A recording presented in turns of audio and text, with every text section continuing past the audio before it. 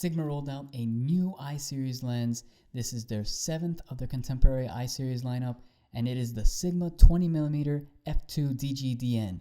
Now at 20mm, this makes it the widest of their I-series lenses. Being 20mm, this should make it a great landscape lens, so I took it out to a park to test it out. Now right off the bat, I could tell this was quality glass as it was tack sharp right from the get-go. As you can see from this photo, even when you zoom into this sign, it is just really sharp all the way around. And one thing to note, all the photos shown in this video came straight from the camera. There's no editing done whatsoever, and that just goes to show how impressive this lens is.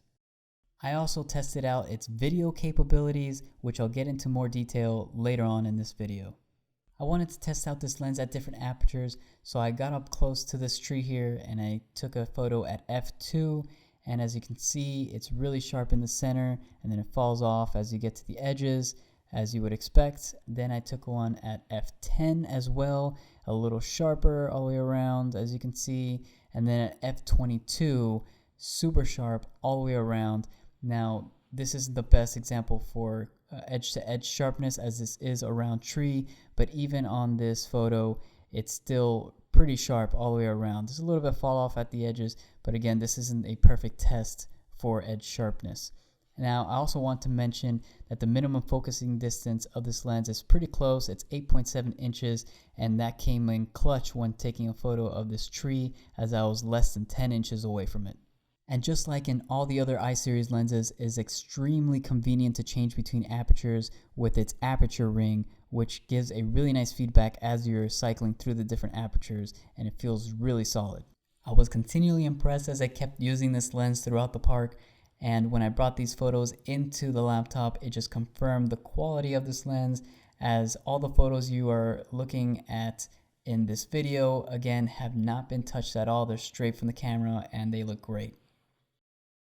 I tried this lens out for video as well, as I mentioned earlier, and I was equally impressed with its video capabilities. The stepping motor is virtually silent and it's quick and accurate.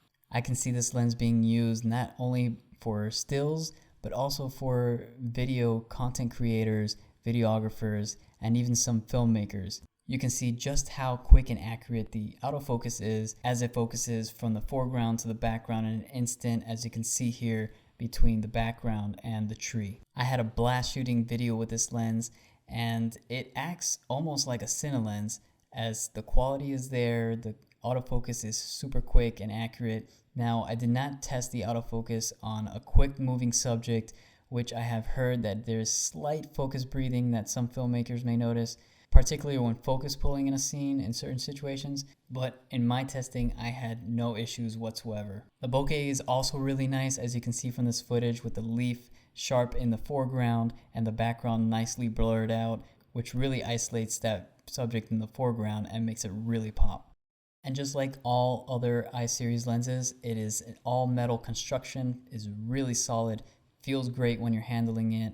You know it's gonna be very durable, and all the great tactile features of this lens just makes it even that much more of a fun experience shooting with it, like the focus ring and the manual autofocus button, which is super solid. So overall, I think this lens is definitely a winner. It's available in L mount and E mount, and at around $699, I think this is a no-brainer. I think anybody who picks this up will definitely be impressed by it. If you like this video, make sure to subscribe to our channel, hit that thumbs up button, and tap that bell notification icon to get notified about all our future content.